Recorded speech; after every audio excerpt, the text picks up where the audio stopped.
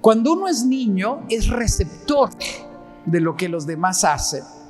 Pero llega un momento después de los 12, 13, 14 años, cuando uno se convierte en constructor de su propio destino.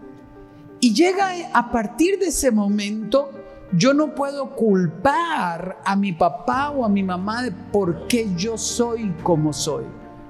Porque si yo, siendo un joven, culpo a mi papá o a mi mamá, yo me quedo en un estado de inmadurez y pasaré la vida culpando a los demás por lo que yo viví o lo que es mi responsabilidad. Y mientras les observaba ahora, recordaba mis 17 años. Había entrado a la Facultad de Leyes, tenía ilusiones, tenía preguntas existenciales. Una de estas preguntas es si en la universidad realmente ofrecía todo lo que nos habían dicho, porque en el colegio uno lo mandan, a la escuela uno lo mandan, la universidad uno elige qué quiere estudiar. Y siempre nos dijeron que era emocionante, que era apasionante, y yo entré con preguntas existenciales. Mi primera carrera fue ingeniería civil, porque mi mejor amigo iba a estudiar ingeniería civil.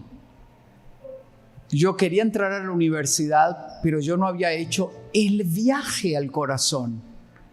Ese viaje que nos permite conocernos.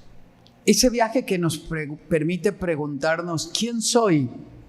¿Cuál es mi inteligencia dominante? ¿Qué me emociona? ¿Qué me apasiona? ¿A dónde voy?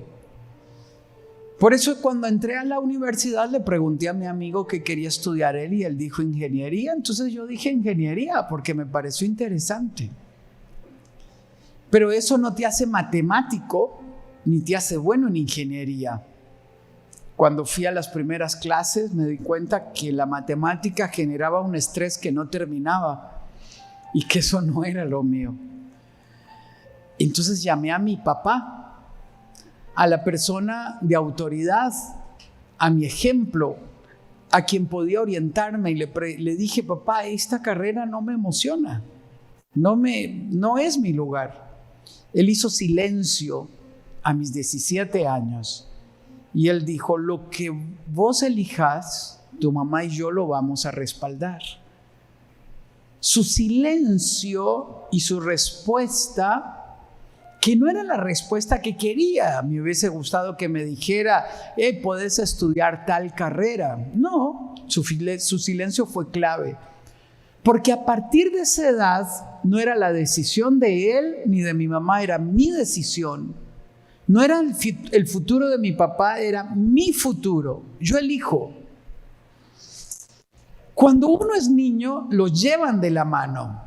Cuando uno es niño es consecuencia de la forma en que los padres actúan con nosotros.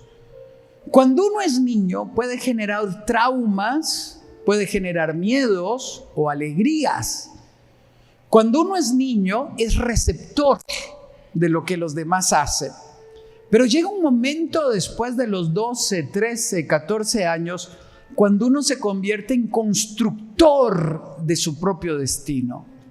Y llega a partir de ese momento, yo no puedo culpar a mi papá o a mi mamá de por qué yo soy como soy. Porque si yo, siendo un joven, culpo a mi papá o a mi mamá, yo me quedo en un estado de inmadurez y pasaré la vida culpando a los demás por lo que yo viví o lo que es mi responsabilidad. Por eso, como padre, yo quiero pedirte perdón, porque he sido pastor toda mi vida y he causado algunos dolores a mis hijos, como por ejemplo, compórtense porque son mis hijos. No, compórtense porque es lo normal, hay que comportarse bien. Por ejemplo, haber disciplinado con enojo y causado dolor en lugar de enseñanza. Y eso me llevó a pedir perdón a mis hijos. como quien quisiera volver al pasado y borrar ese momento. Y mis hijos me han dicho, tranquilo, papá. Como por ejemplo haber tenido que viajar mucho y no haber estado en momentos importantes para ellos. Aunque compensaba en otros momentos, también tengo que pedir perdón. Tengo que pedir perdón porque en algunos momentos no comprendíamos qué era lo correcto, si debía dar permiso o no debía dar permiso. Y en algún momento me dijo mi hijo, papá, ¿por qué siempre ustedes dicen que no? Bueno, porque creemos que es lo correcto, pero ¿por qué siempre no? ¿Por qué no dicen sí de vez en cuando? Pedir perdón porque cuando nos preguntaste muchas veces ¿por qué esta decisión? Simplemente teníamos la frase estereotipada porque yo soy su papá. Perdón. Lo máximo que puedo hacer por ti es tomar tu papel, el papel de tu padre y pedirte perdón. Pero llega un momento en la vida, a tu edad, donde tú ya no puedes culpar a los demás por las decisiones que tú tomas. Tú eliges. Una persona que vive como víctima de los errores de los padres se convierte en un mendigo social. Su rostro se demuda, la tristeza le toma, golpea a los que tiene a su lado, lastima a los que tiene a su lado, porque crece con heridas profundas. Pero si en algún momento yo me detengo y entiendo que debo perdonar a quien me abandonó, que debo perdonar a quien me falló, que debo perdonar a quien me hirió, yo descubro al ser interior que llevo por dentro, que tiene que brotar, que tiene que brillar. A mis 18 años, caminando por la calle, Dios me habla y me llama, escucho que Él pronuncia mi nombre y yo entiendo que está hablando conmigo y esa noche le doy mi corazón a Cristo. Lo más bello fue que esa noche Él me dijo, nunca más será aburrida tu vida, nunca más. He llegado a mis 64 años. Cuando yo veo para atrás, yo puedo decirte que ha sido emocionante, que ha sido bella, que vale la pena levantarse y caminar como un hijo de Dios, que vale la pena perdonar los errores del Padre, que vale la pena disculpar lo que no comprendí y que vale la pena dejar atrás mi pasado para convertirme en constructor de mi propio destino. Hoy me contaron que un amigo mío, compañero de la escuela y colegio y de universidad, murió. Y la razón por la que murió posiblemente es porque consumió demasiado alcohol y droga. Sus padres se divorciaron y él creció con su abuelita. Su abuelita lo amaba, lo mimaba, lo acompañó, pero mi amigo siempre creció con un sentimiento de víctima. Nosotros le decíamos, vamos a tal lugar, no, ¿por qué? Porque es que no, porque no tengo dinero, nosotros te pagamos, vení, vamos. Y siempre él tenía una cara de víctima. Esa cara de víctima le nublaba toda la inteligencia que tenía. Entre los amigos era una de las personas más inteligentes que yo conocía, capaz. Entramos juntos a la universidad y por su buena calificación en su examen de ingreso, le otorgaron una beca especial donde no solamente no pagaba, sino que la universidad le daba dinero para que estudiara, porque la universidad vio en él un gran potencial que podía servir de bien al país. Escucha, la universidad vio lo que él mismo no vio en él. La universidad midió el potencial que tenía y que él mismo no midió. Él tomó ese dinero y comenzó a deambular de bar en bar y el alcoholismo lo dominó. Era triste encontrárselo en algunos momentos por la calle, como a los 40 años, pidiendo de comer en los mercados o comiendo de la basura del mercado. La pregunta que surgía es, ¿cómo mi amigo llegó a ser un mendigo si tenía inteligencia para llegar a ser príncipe? Porque se quedó viviendo como esclavo de los dolores del pasado. Esta noche he venido a decirte, tú eliges tu futuro. Tú eliges quién quieres llegar a ser. Tú eliges cómo te quieres ver a los 64 como yo. Tú eliges. Tú tienes que elegir. Por eso, príncipes o mendigos, cada uno de nosotros elige. ¿Puedo hablarte de qué significa ser hijo de un pastor? Ser hijo de un pastor es ser alguien privilegiado, porque el papá tiene la obligación de portarse como pastor. Así es que tu papá se portó arriba del promedio. Por obligación o lo que sea.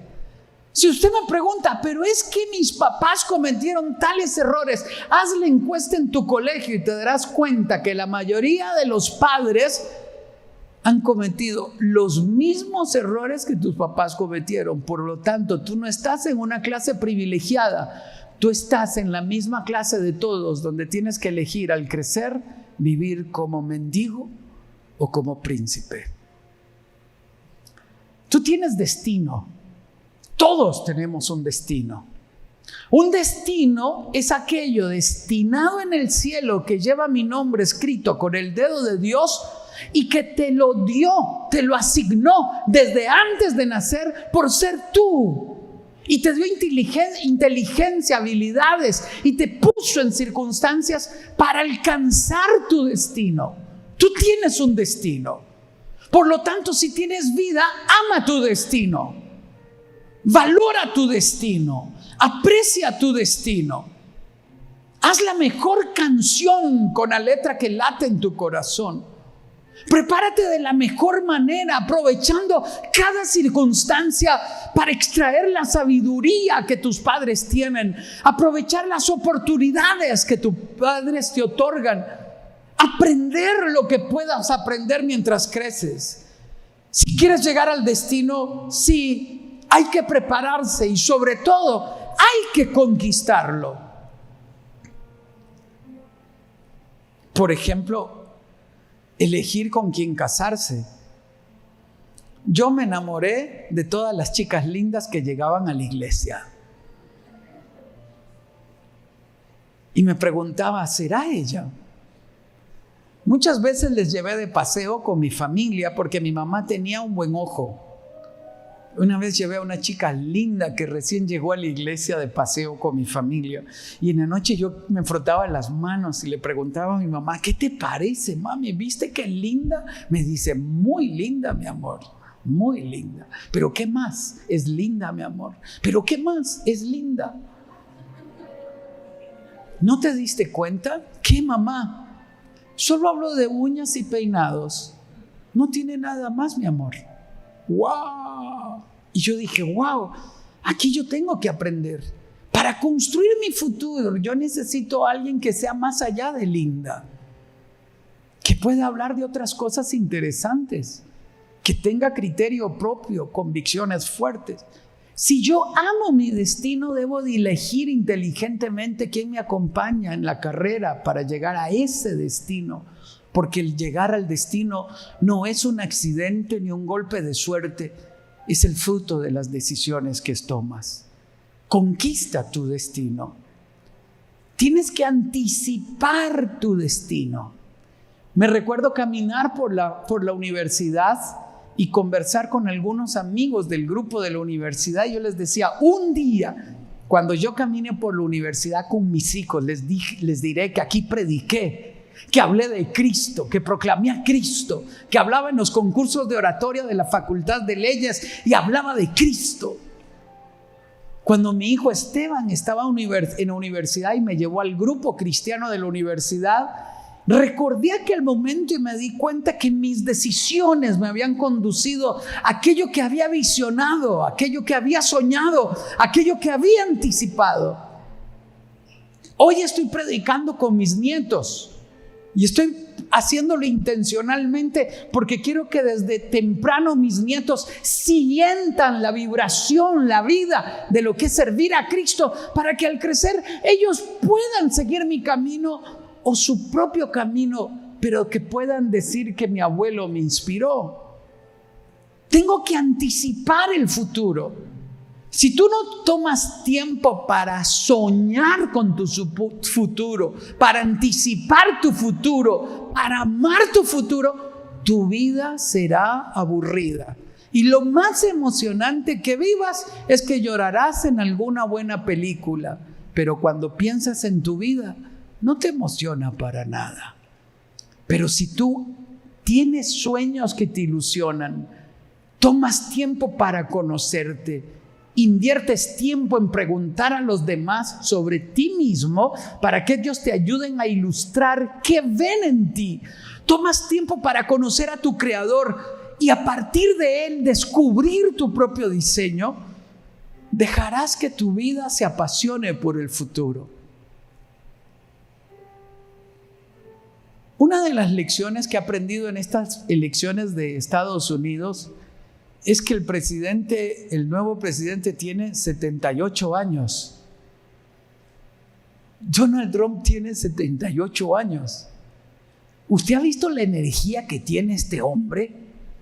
En un mismo día podía tener 4 rallies, montarse un avión, bajar de un avión, estar en las elecciones, dar un discurso a las 5 de la mañana. Tenía una energía impresionante. ¿Te preguntas qué produce ese nivel de energía? Tener una visión de futuro y un sueño que te apasione. Si tú no tienes un sueño que te apasione, que nunca es claro, pero siempre es un sueño que me lleva a mi destino, mi vida será aburrida. ¿Qué debes de hacer? Involucra a las personas correctas en tu proyecto de vida. Por ejemplo, aléjate de amigos que te conducen por el camino equivocado. Aléjate de ese novio tóxico que tienes y termínalo esta misma noche. Y si te pregunta que por qué, dile que yo dije. Échame la culpa a mí, yo me voy el lunes.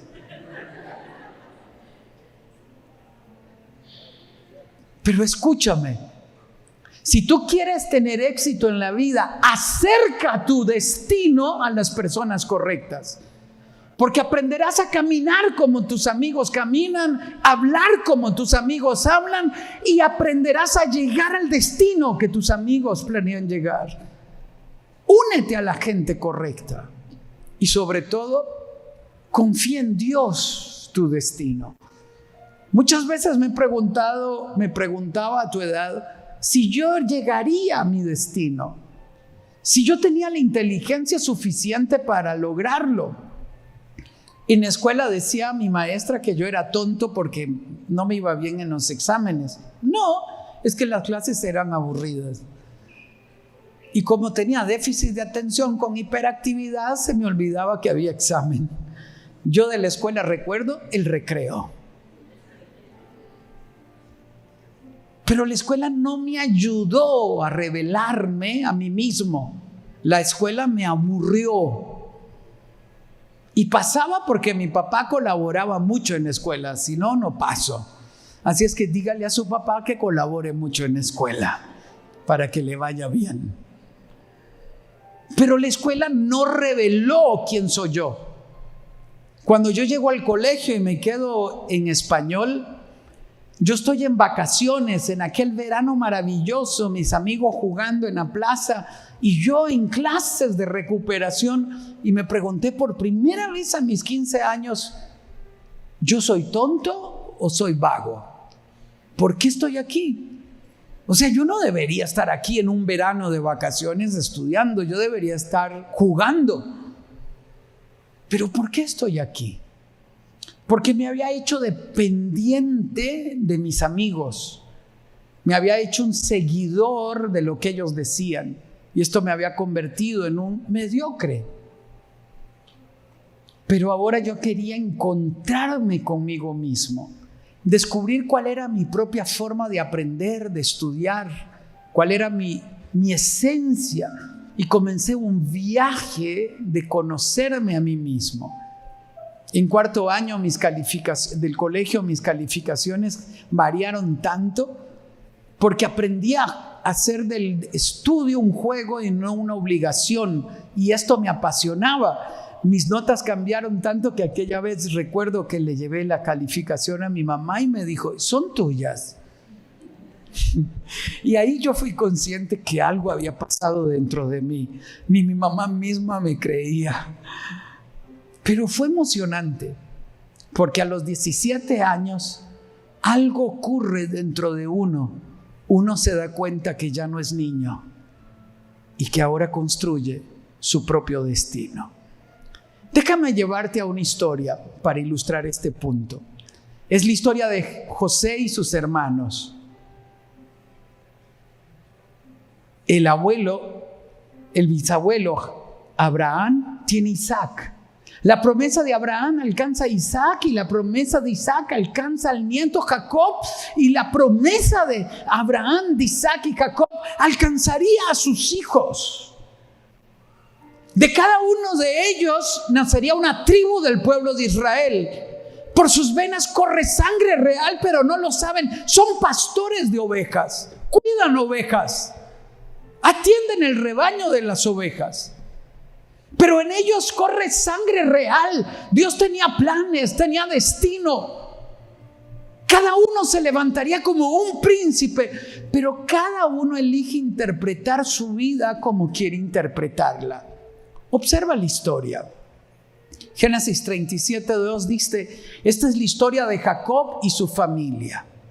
Cuando José tenía 17 años, observa, 17 años, apacentaba el rebaño junto a sus hermanos. El rebaño de ovejas, como todas las familias, pastoreaba ovejas. El joven José solía informar a su padre la mala fama que tenían sus hermanos. Tenían una mala fama, se acostaban con las mujeres, tenían una mala fama. Era triste que siendo príncipes apartados por Dios, hijos de milagros, ellos no valoraban que estaban ahí como un milagro, sino que descarriaron su vida viviendo como pecadores, mas Dios no cambia sus planes. Israel amaba a José más que a sus otros hijos. Error. Y aquí otra vez más te pido perdón. Si te robaron tu lugar de privilegio y tras de eso nació una niña y entonces niña, la menor, se convirtió en la favorita y usted fue desplazado a segundo plano.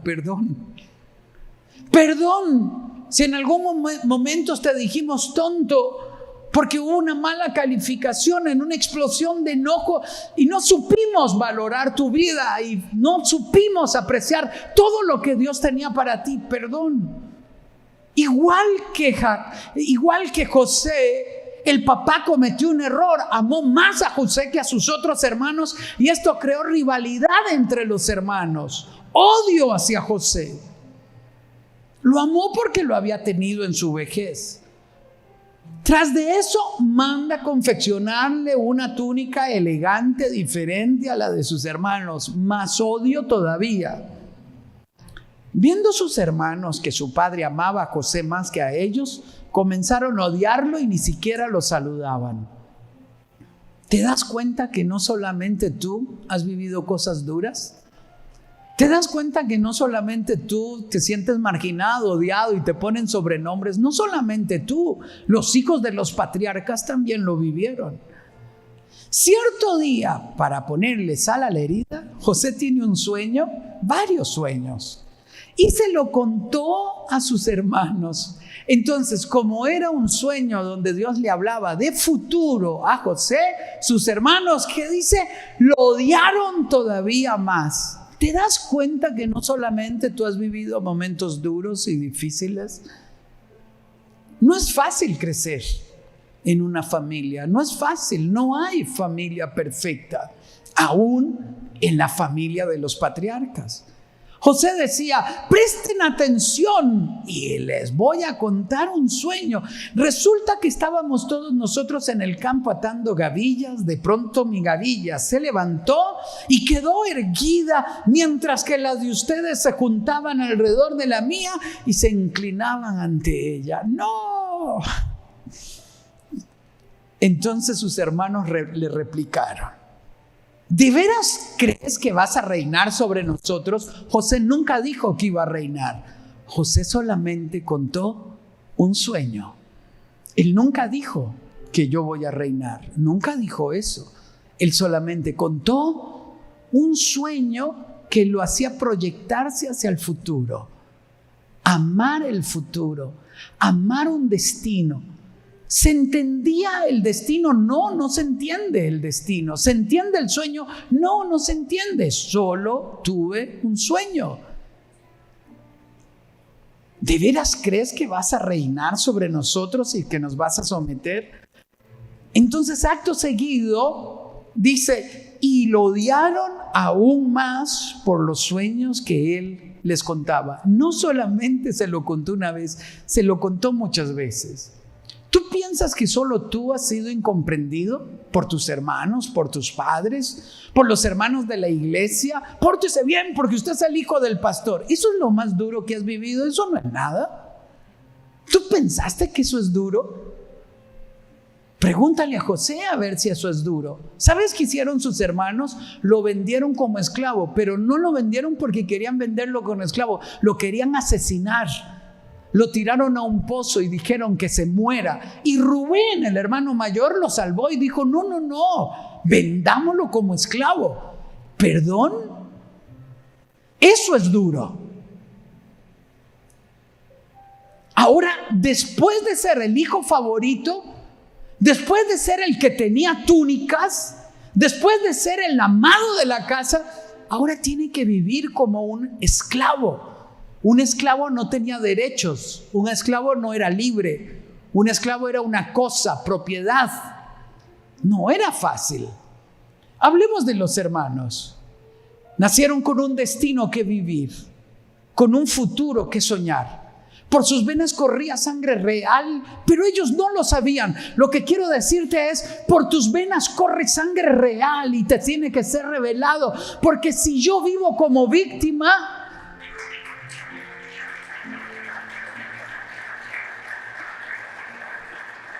no voy a disfrutar crecer como príncipe.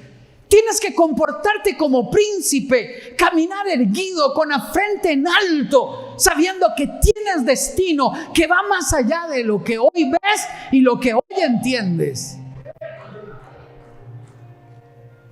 De cada uno de ellos surgiría una tribu del pueblo de Israel. Tú te preguntarás a mis 13, 14, 15, ¿y yo quién seré? Y me ponen sobrenombre y nadie me toma en cuenta porque no juego fútbol, y no me toman en cuenta porque no soy alto, porque soy bajo, lo que sea. Te van a poner sobrenombres de todo, te van a tratar de descalificar, pero eso no elimina la realidad de que por tus venas corre sangre real.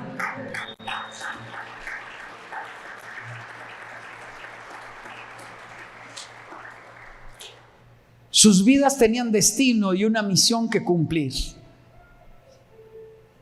Esos chicos que crecían en esa familia eran el hijo de una promesa.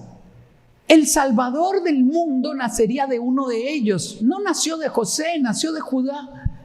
Oiga, de uno de ellos nacería el Salvador del mundo. Pero eran simplemente jóvenes que odiaron a su hermano, que su papá cometió errores como los tuyos. Era difícil ver quiénes llegarían a ser. Eran cuidadores de ovejas. Caminaban con sandalias, con túnicas bajo el sol. Es difícil ver el futuro cuando nos miramos yendo a la escuela o yendo al colegio, sacando la basura, cortando el jardín, lavando el auto, yendo en el transporte público. Es difícil ver el futuro si tú solo miras las circunstancias que te rodean. Tú tienes que tener intimidad con aquel que te creó. para tener sueños como los de José, aunque no sean claros.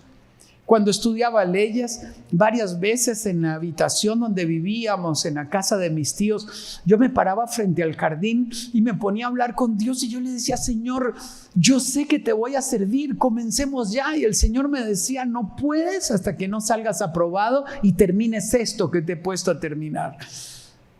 Había un destino que me llamaba. Yo le decía a mi papá: papá, sueño servir a Dios. Y mi papá decía: serás un gran abogado, mi amor, para Dios. Y yo decía: mi papá no ve, Señor.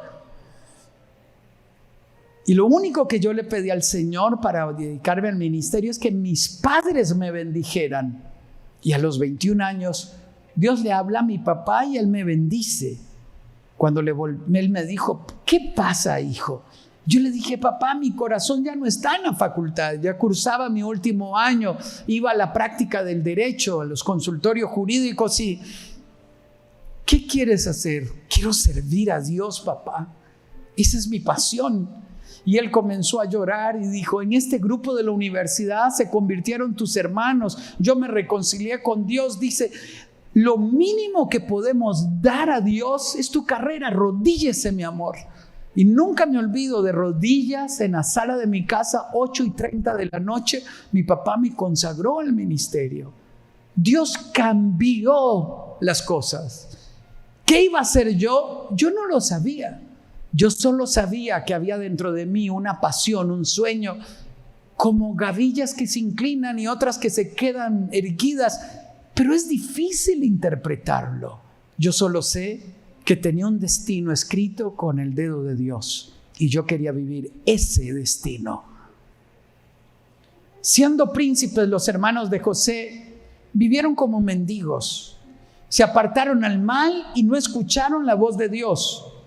Hoy te toca a ti decidir: o vives en un estado de inconsciencia, simplemente yendo por el camino que van los demás, o eliges vivir como príncipe. Te toca elegir. No significa que podemos saltar las etapas.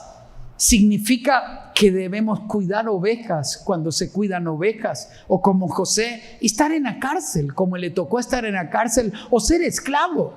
Veamos la vida de José. Era diferente. A los 17 años recibe primicia de lo que él llegará a ser. Disponga su corazón para tener sentido de destino sin importar tu edad. ¿A qué edad Dios habla? A Samuel le habló a los 8 años. Yo tenía 5 años cuando por primera vez pude tener varias experiencias espirituales. Un día, andando en bicicleta, vi los cielos abiertos y tuve una visión clara. Y yo me asusté y llamé a mi mamá y mi mamá corrió donde yo estaba y le dije: mamá, vea. Y ella se dio cuenta que yo estaba viendo algo diferente que ella no lograba ver. Y yo vi un pueblo caminar y alguien haciendo así. Se cerró el cielo y punto. Yo seguí andando en bicicleta. Hasta que a mis 26 años dirigí la primera marcha para Jesús en Costa Rica, donde se esperaban 10,000 personas y llegaron más de 50,000. Y de repente estoy en una plataforma así, un mar de gente, y el Espíritu me lleva a mis 5 años y me dice: hoy se cumple lo que viste a los 5 años.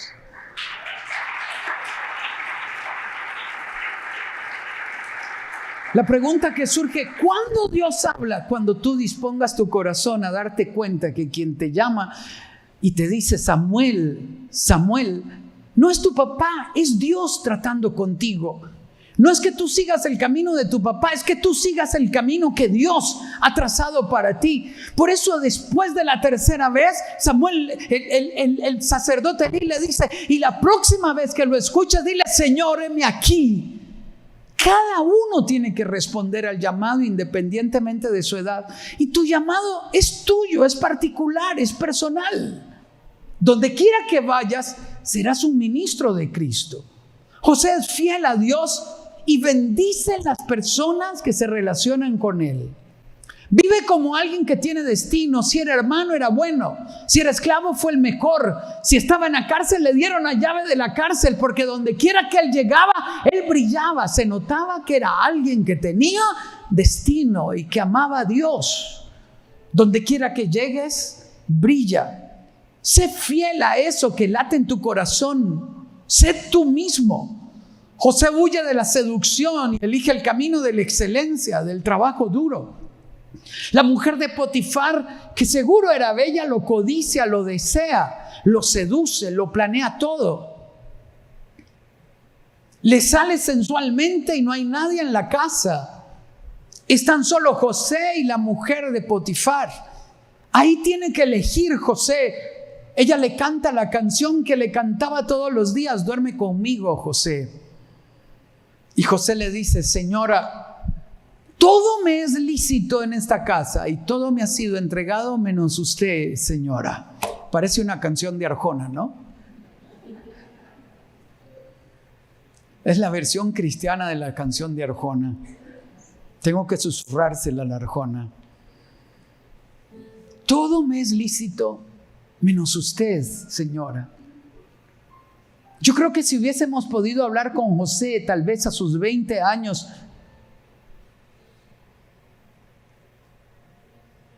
yo me imagino que José nos diría: se estremeció todo mi cuerpo. Todo mi cuerpo la deseaba. Pero mi espíritu me decía que tenía que elegir por el destino que yo amaba. El destino que yo no entendía, que yo no comprendía, pero que yo sabía que Dios tenía para mí. Es difícil ver el destino cuando eres un esclavo. Es difícil ver destino cuando eres hijo nomás. Y te toca tener obligaciones normales de ir a la escuela, estudiar, cumplir, trabajar. Qué difícil entenderlo cuando no veo nada. Pero hay algo dentro de mí que me dice que hay algo superior que me llama, que va más allá que lo que veo. Posiblemente José nos diría: yo quería correr con ella a la cama, pero me di cuenta que era el tiempo de correr. Hoy la mujer de Potifar se llama pornografía y tú tienes que elegir. No hay nadie en la casa, solo estás tú y tu celular. Tú tienes que elegir. Tú estás tú y el chat de tus amigos. Tus papás no lo saben. No hay nadie más. Solo tú y tu destino. Tú tienes que elegir.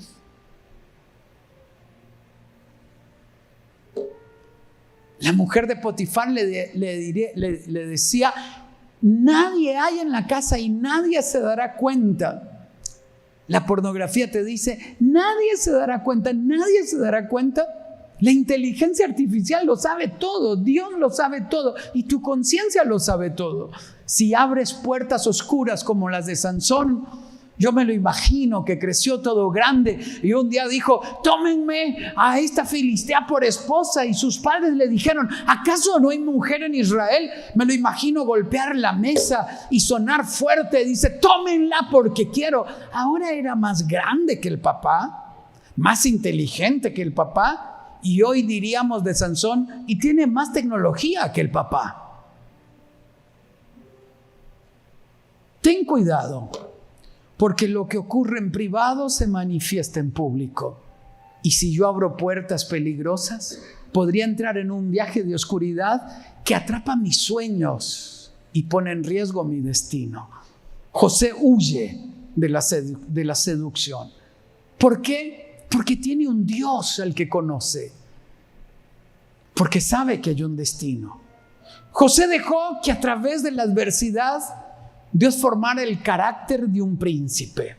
No es fácil. No es fácil. A los 21 años me pidieron que dirigiera el grupo de la universidad. Eran como 7 mujeres, todas mandonas, buena gente, pero típico, ¿no? Allá, aquí no. Todas buenas, hermosas, lindas. Era un grupo de mujeres y 2 varones. Ellas dijeron que yo dirigiera el grupo y el otro varón dijo: no, creo que Sixto es tonto, es inseguro y que va a fracasar. Y esa fue mi bienvenida al ministerio.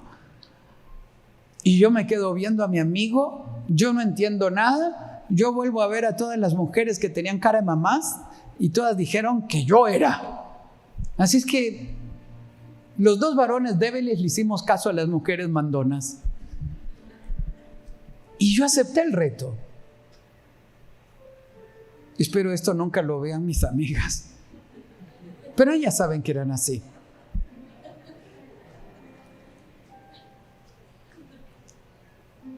Era tan inseguro que mi amigo tenía razón. Tenía tantos complejos y tantos miedos que yo no sé si sabría hacerlo. Habían dentro de mí tantas dudas, pero yo sabía que yo tenía destino. Es en medio de la adversidad donde el carácter se forma. No solamente es vendido como esclavo, sino cae en lo más profundo del estrato social como un esclavo. Y no solamente eso, cae por la mentira en la cárcel, pero donde quiera que él llegaba, Dios lo levantaba. Si te has dado cuenta que donde quiera que llegas, dentro de ti hay un brillo que no te pertenece, sino que le pertenece a Dios, y que Él pone su rostro sobre tu rostro y te hace brillar, es porque hay algo especial que todavía no has descubierto, pero que te llama y te dice que tú eres alguien que tiene destino. Resiste en los momentos difíciles. Levántate cuando has fallado. Levántate. No amargues tu corazón por la traición de tus hermanos o por los errores de tus padres. No amargues tu corazón por las mentiras de la esposa de Potifar o porque tus amigos se olvidaron de ti. Dios no se ha olvidado de ti y tu destino no está en riesgo. Mientras tú cuidas mientras tú cuidas ovejas, mientras tú sirves en la casa de Potifar, mientras tú estás formándote en las obligaciones que tienes, Dios forma el carácter del hombre y de la mujer que necesita para que cuando llegues a los 30 tú seas la persona que está preparada para cumplir la misión. No te rindas. Se mantuvo inspirado en el amor a Dios y en la pasión de un sueño desdibujado que él no entendía. No negocia sus convicciones, es fiel a Dios contra todo y lo que tocaba lo hacía prosperar. Déjame decirte de dónde vengo. Yo vengo de una familia pobre, rural. Cocinábamos con cocina de leña. Bueno, cocinábamos, era mucha gente, ¿no? Cocinaba mi mamá. Astillábamos leña. La plancha era de carbón. Dormíamos todos en un mismo cuarto, en una casa de madera. Una cortina dividía la fábrica. Mi papá y mi mamá ya los hacían y los traían para acá cuando nacían. Fuera hombre o mujer, un colchón era suficiente. La luz se iba de vez en cuando por falta de pago. En algunos momentos posiblemente mis padres tuvieron que renunciar a un bocado de comida para que nosotros tuviéramos. Pero enfrente del negocio de mis papás había una iglesia en la cual crecimos y esos valores fueron marcando nuestra vida. Mi mamá nos enseñó a soñar con un mejor mañana y nos dijo que nosotros teníamos futuro, que un día le serviríamos a Dios. Yo emigro de aquel pueblo rural a la ciudad a estudiar leyes y ahora tengo doble complejo. Tengo acento de una persona rural que cuando uno abría la boca se notaba que era del campo y los de la ciudad lo menospreciaban. Yo pensaba que los de la ciudad eran superior por su forma de hablar, su manera de vestir o su forma de caminar. A los pocos meses me di cuenta que eran tan acomplejados como yo, solo que los disfrazaban con ropas más exóticas. Todos tenemos los mismos retos, las mismas dificultades. Cuando yo estoy en la facultad, luego que me convertí, sentado en filosofía del derecho, Dios me dice, un día te pondré a hablarle a reyes y presidentes. Yo me reía dentro de mí y me decía, no, si yo soy el hijo de Toño y Adela, de aquel pueblo pequeño, que creció nadando entre ríos y subiéndose a los árboles. Yo no creo. Y yo escuchaba aquella voz dentro de mí que me decía, un día te pondré a hablarle a reyes y presidentes. ¡Wow! Yo me reía de mí mismo, porque era difícil creer que el sueño del que él me hablaba se podía hacer realidad. Muchas veces, por ejemplo acá en Honduras, he tenido el honor de hablar al plenario del Congreso de la Nación, estar con varios presidentes, primeras damas y con varios ministros.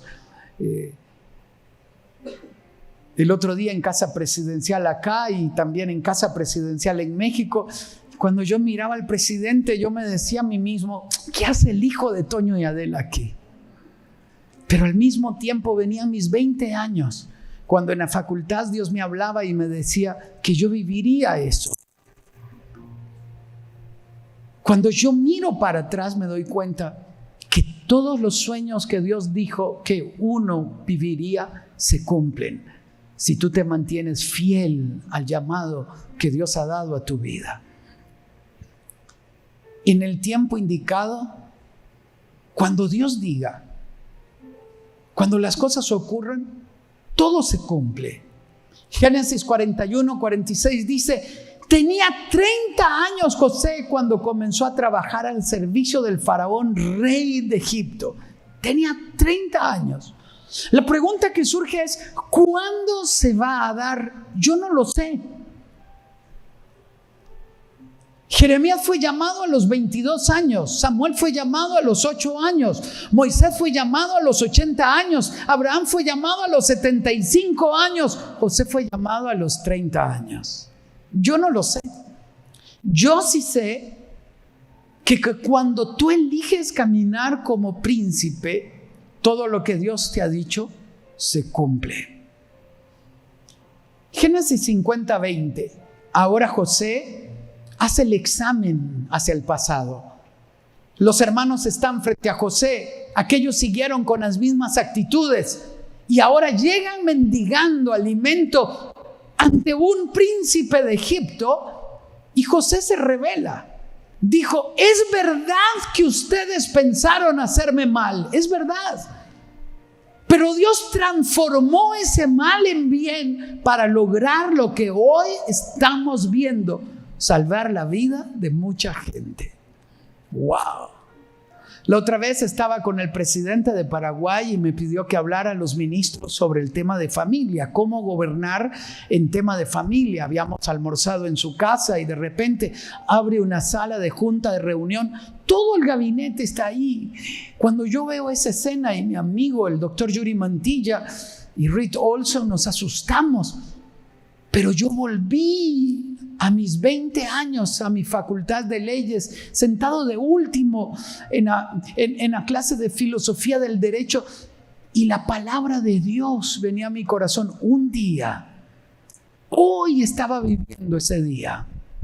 El otro día sentado con el presidente de México, donde él nos pedía ayuda para venir a ayudar a México, yo miraba la bandera, el protocolo de una casa presidencial, y yo me decía a mí mismo: wow, Dios mío, tus sueños se hacen realidad. La otra vez me invitaron a Naciones Unidas a dar un discurso, invitado por el embajador de Costa Rica, y pasando por la zona especial me saluda el secretario general, y el embajador me presenta, y yo me decía a mí mismo: ¿qué hace el hijo de Toño y Adela aquí? Termino. Hoy me toca a mí ver para atrás, y vengo como testigo a decirte que lo que Dios promete a tu edad lo cumple.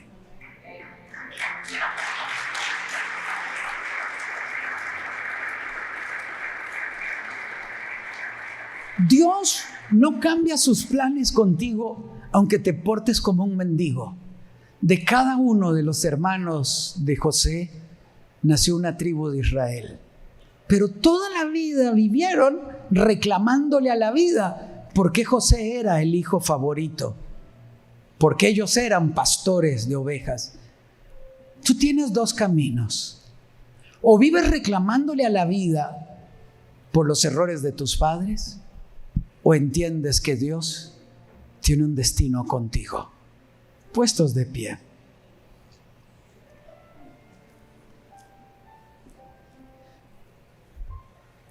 Me pregunta si en el camino no se llora. Muchas veces se llora. Se llora la traición de un amigo. Se llora pensar que los amigos se olvidaron de uno.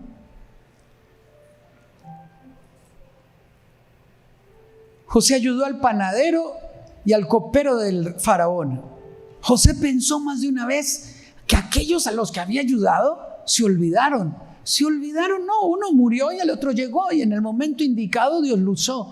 Déjame decirte, Dios tiene memoria de cada detalle. Dios no ha olvidado nada de lo que tú has vivido y no lo ignora. Y tú te preguntas, ¿me usará como soy? Si tú me hubieras preguntado en el colegio si yo alguna vez soñé con hablar en público, jamás. Me trababa al hablar en público. Tengo un poco de dislexia al leer. Y yo decía, Dios mío, pero ¿podré hacer esto? Yo sé que todos tenemos dudas. Nunca fui el más inteligente de mi clase. Yo tenía que estudiar 2 veces más. No fui el favorito de mis profesores. Es más, el profesor de una de las materias de la facultad me dejó. Y yo le pregunté al asistente por qué me dejó si yo creo que yo estudié. Y él me dijo, es que vos le caes mal al profesor porque sos cristiano. Y yo le dije, ¿es en serio? ¿Que un estudiante le caiga mal a un profesor? ¿Que es un abogado prestigioso? ¿Tan acomplejado es este tipo? Pensé yo. Así es la vida. Le caerán mal a algunos profesores. Que tu sonrisa no le gusta, que eres demasiado preguntón, que eres demasiado inteligente. Así es la vida, amigo. Así es la vida. Pero sí puedo decirte algo, que aunque no le caigas bien a alguna gente, Dios tiene un destino contigo.